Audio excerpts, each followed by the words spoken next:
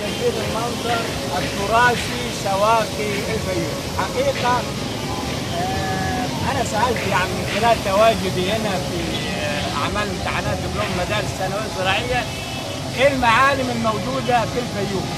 فقالوا المسلة وسواقي الفيوم.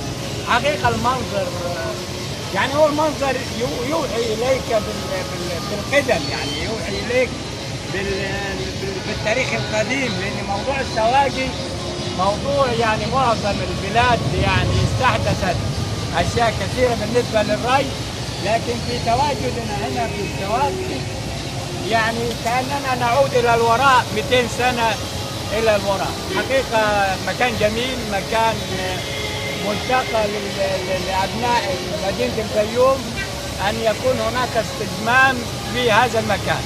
حقيقة يعني في أكثر من كافيتيريا، في أكثر من مكان، لكن هو احنا عارفين حرارة الشمس حاليا، لكن احنا كصعايدة يعني متعودين على هذه الحرارة. ربما أهل الفيوم تكون الحرارة دي شديدة عليهم، لكن أنا عايز أقول للمشاهد أن هذا المكان من أجمل الأماكن الموجودة في الفيوم، سواقي الفيوم.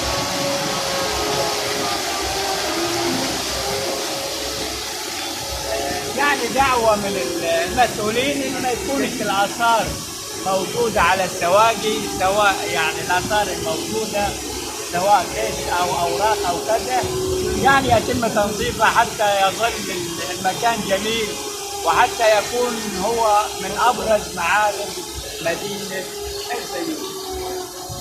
شكرا لكم وإلى اللقاء.